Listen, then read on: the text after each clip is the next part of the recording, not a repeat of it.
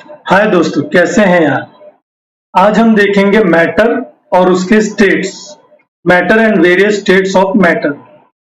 तो पहले हम ये समझेंगे कि मैटर है क्या, इसे हम मैटर कह रहे हैं और इसके स्टेट्स क्या है। जो हमने पहले भी पढ़े हैं, सॉलिड, लिक्विड, गैस वगैरह, वही हम आज डीप में थोड़ा पढ़ेंगे और कॉन्सेप्ट समझेंगे। तो चलिए पहले स्टार्ट करते हैं कि मैटर क्या है। तो anything that occupies space and has मास, कोई भी चीज जो स्पेस ले रही हो और जिसके अंदर मास हो, उसको हम कहेंगे मैटर। तो मैटर की जब बात कर रहे हैं तो हम दो चीज फोकस कर रहे हैं, एक वॉल्यूम है और दूसरा उसका वेट है। ठीक है, आगे देखते हैं। जैसे कि देखिए, ये मैंने एक एग्जांपल लिया।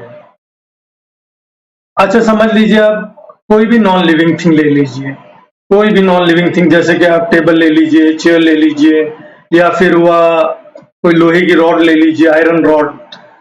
तो क्या करते हैं, जब हम उस चीज को ये देखते हैं कि उसकी स्मॉलेस्ट यूनिट क्या है पता लगाने के लिए, तो पहले हम क्या करते हैं, जैसे चेयर है तो चेयर को हम तोड़ेंगे, पहले तोड़ते तोड़ते तोड़ते तोड़ते उसको पाउडर फॉर्म में ले आएंगे। इससे ज्यादा तो हम तोड़ नहीं पाते हैं फिजिकली, तो पाउडर फॉर्म में आ जाएगा।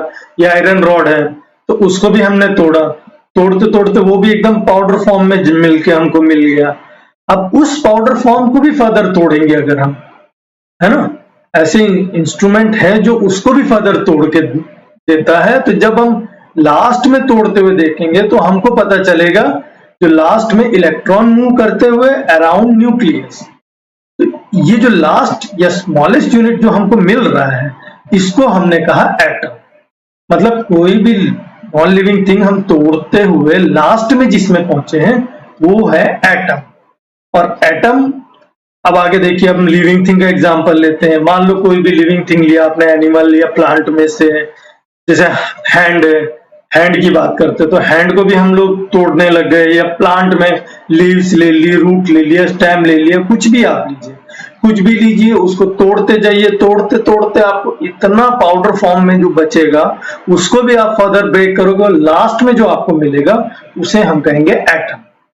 तो ये समझ लीजिए, जो लास्ट थिंग हमको मिल रही है उसको एटम, जो हमारी स्टडीज में है। अब देखिए,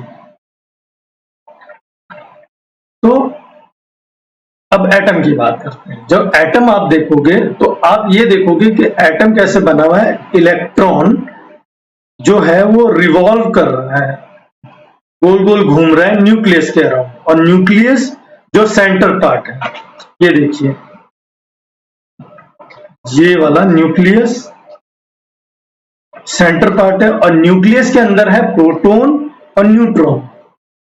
और आप यहां देख पा रहे हैं, ये रहा इलेक्ट्रॉन, इलेक्ट्रॉन जो रोटेट कर रहा है, ये देखिए यहां दूसरा इलेक्ट्रॉन। तो ये न्यूक्लियस के चारों ओर चक्कर लगाता रहता है। तो हमें ये पता चल गया है कि मैटर में क्या है, रेस्ट मास है, वॉल्यूम है। और एक और इंपॉर्टेंट चीज जो मैं आपको बताना चाहता हूं, देखिए, matter does not include massless particle such as photons और वेव नेचर पार्टिकल। जब हम मैटर की बात करते हैं तो हम ये देखते हैं कि जो मासलेस पार्टिकल है, जिसमें मास ही नहीं है, या हम लाइट की बात करते हैं, फोटोन्स की बात करते हैं, तो उसको हम लोग मैटर में नहीं स्टडीज कर रहे हैं। या ऐसा कोई जो वेव नेचर शो कर रहा हो पार्टिकल, तो उसको भी हम मैटर में कंसिडर नहीं करेंगे। देखिए, क्वेश्चन भी है, do we consider light as matter? Answer है नो। अब देखिए, एक और क्वेश्चन आता है कि इलेक्ट्रॉन है, उसके अंदर मास भी है और वो स्पेस भी ऑक्यूपाई कर रहा है, क्या हम उसको मैटर कंसिडर करेंगे? आंसर है नो। ये देखिए, रीजन दिया है, in higher state subatomic particle and their properties are governed by quantum nature, means they do not act like other object appear to act, they act like waves as well as particle. तो जो electron है वो waves और particle दोनों का nature show कर रहा है, इसलिए हम उसको मैटर नहीं देख रहे। हम जो मैटर स्टार्ट करते हैं वो एटम से स्टार्ट करते हैं, समझना। अब अपना अगला टॉपिक है स्टेट्स ऑफ मैटर। के स्टेट्स ऑफ मैटर क्या है। तो जैसे कि हमने प्रीवियस क्लासेसों में पढ़ा कि जो 3 स्टेट हमने पढ़े हैं मैटर के, वो है सॉलिड, लिक्विड और गैस। और उनमें हमने ये देखा था कि किस हिसाब से सॉलिड, लिक्विड और गैस 3 स्टेट में क्या डिफरेंट प्रॉपर्टीज होती है। तो आज हम इसको थोड़ा एलोबरेट करेंगे, क्योंकि 11th क्लास में इसको थोड़ा डीप में समझाया जाता है, तो हम इसी को एलोबरेट करते हैं। तो ये देखिए, जैसे कि डायग्राम में दिखाया गया है कि सॉलिड जो है, सॉलिड में आपने ये देखिए सारे जो पार्टिकल्स हैं मॉलिक्यूल से एकदम पास में सटे सटे चिपके हुए हैं, और लिक्विड में थोड़ा दूर है और गैस में काफी दूर है। तो ये हमारा ये रिप्रेजेंट करने का तरीका है। तो हम देख लेते हैं इनको तीनों को, हम लोग स्टडीज करते हैं different on the basis of property लेंगे, और फिर हम देखेंगे सॉलिड, लिक्विड और गैस में किस तरह से ये डिफर करती है। तो जो पहली हम प्रॉपर्टी लेंगे,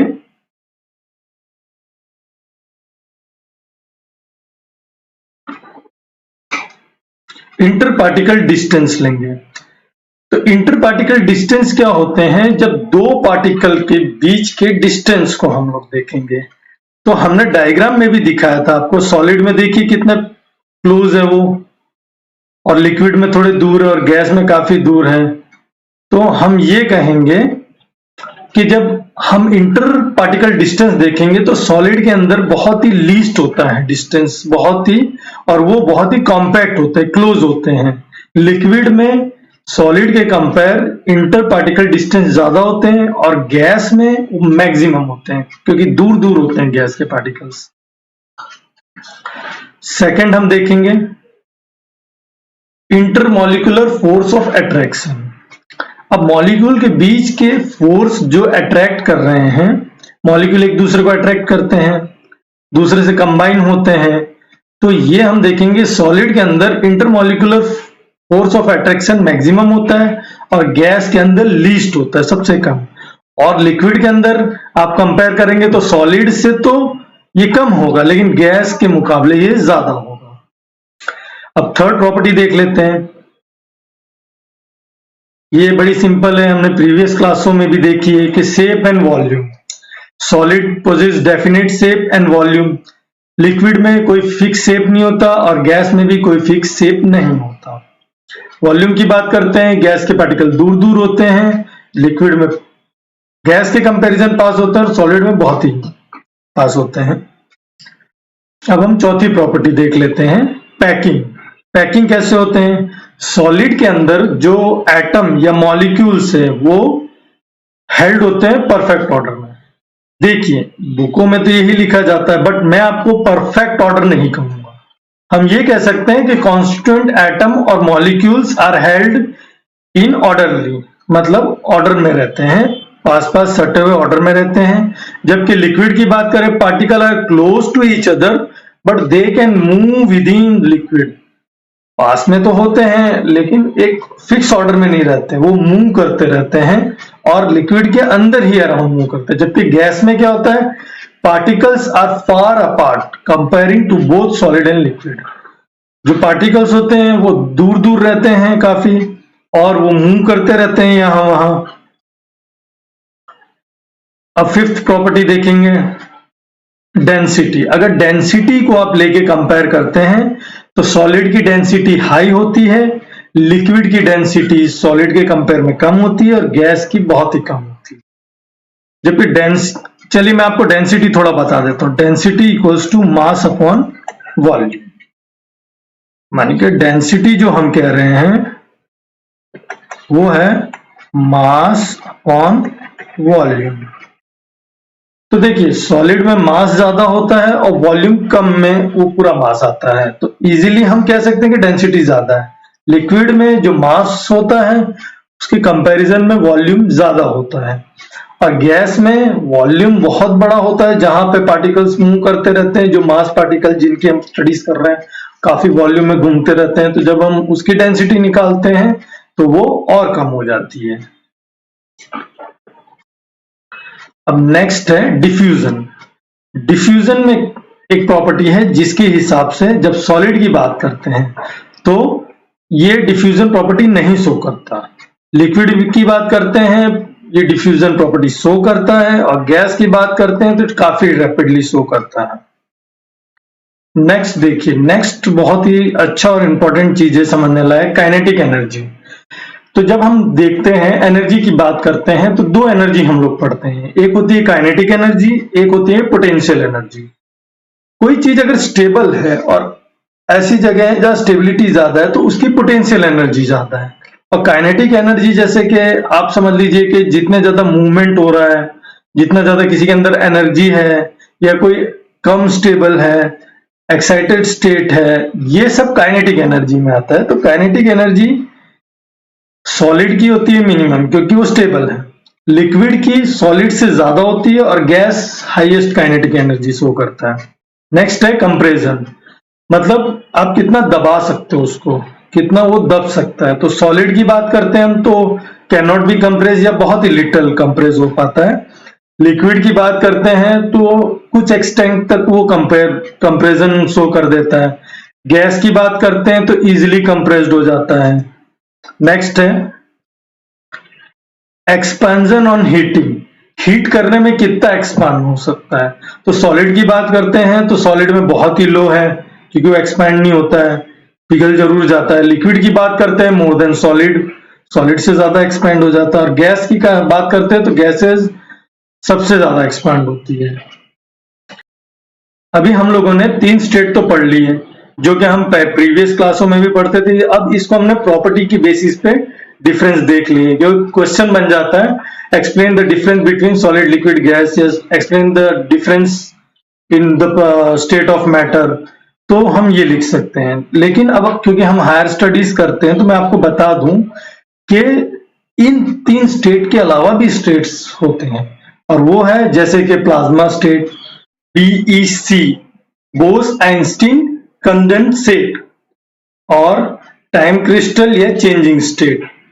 तो हम प्लाज्मा की बात करते हैं क्योंकि वो हमारी स्टडीज में है। तो प्लाज्मा भी एक तरह का स्टेट होता है, जैसे सॉलिड लिक्विड और गैस स्टेट तो हम इजीली पता कर लेते हैं। सॉलिड और लिक्विड तो हम देख लेते हैं कि सॉलिड है कोई भी चीज, या लिक्विड है हम इजीली बता देते हैं। गैस हम फिर भी नहीं देख पाते हैं, है ना, लेकिन हम क्लाउड्स को देख के चलिए ठीक है गैसेस फॉर्म है।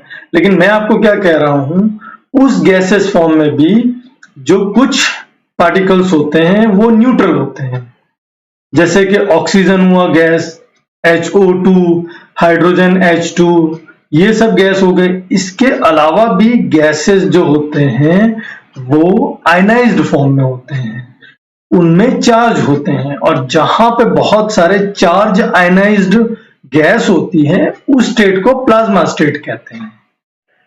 प्लाज्मा को डिस्कवर किया था विलियम क्रूक्स ने इन 1879। तो हम ऐसे कह सकते हैं कि plasma is a form of matter या state of matter in which many of the electrons wander around freely among the nuclei of the atom। तो गैसेस में आप देखिए electron stay with same atomic nucleus, और plasma में वो move करता है। और इसका बेस्ट एग्जांपल ले लीजिए आप सन को। Sun is made up of blazing combination of gases, these gases are actually in the form of plasma. So plasma and gas state are common in appearance, but और except plasma most of the particles are ionized. अब हम क्या करेंगे, plasma और gas के बीच का difference थोड़ा समझ लेते हैं ऑन बेसिस ऑफ प्रॉपर्टी। अगर आपको क्वेश्चन आता है difference, show some difference between plasma and gas, तब आप ये समझा सकते हैं। देखिए पहला हम पढ़ते हैं, प्लाज्मा में हम देखेंगे group of positive and negative charge particle. Gas में particle are most uncharged, charge नहीं होते हैं। सबसे इंपॉर्टेंट और पहला यही डिफरेंस है। सेकंड डिफरेंस है कि क्योंकि चार्ज पार्टिकल जो होते हैं वो गुड कंडक्टर होते हैं, so conduct electricity better than gas, और गैस है जो बहुत ही कम कंडक्ट करती है इलेक्ट्रिसिटी।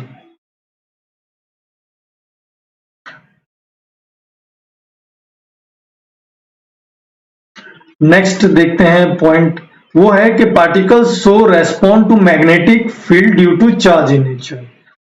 अगर हम प्लाज्मा के पार्टिकल्स को मैग्नेटिक फील्ड कहीं से गुजर रही है वहां पे अगर रख देते हैं तो रेस्पॉन्ड करेगा, मूव करेगा, अलाइन करेगा, स्टेबल होगा।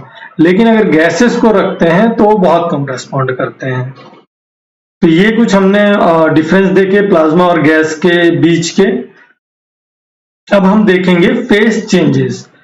हम समझ चुके हैं कि फेज है सॉलिड, लिक्विड, गैस और प्लाज्मा, 4 फेजों को हमने समझा। अब हम देखेंगे कि किस हिसाब से इन फेजों में चेंज आ सकता है या हम एक फेज से दूसरे फेज में कैसे चेंज कर सकते हैं। तो सबसे पहला एग्जांपल हम लेंगे सॉलिड फेज से कोई चीज लिक्विड फेज में कैसे कर जाती है। तो अगर सॉलिड को हम लिक्विड फेज में लाते हैं, हीट करते हैं, एनर्जी प्रोवाइड करते हैं, तो जो सॉलिड लिक्विड फॉर्म में आता है तो उस प्रोसेस को कहते हैं मेल्टिंग, यानी कि सॉलिड को मेल्ट करके लिक्विड में लाया जाता है, प्रोसेस को कहा जाता है मेल्टिंग। और अगर लिक्विड को हम लोग वापस सॉलिड में लाना चाहते हैं या किसी भी लिक्विड को हम सॉलिड में कन्वर्ट करना चाहते हैं तो उसको कहते हैं फ्रीजिंग।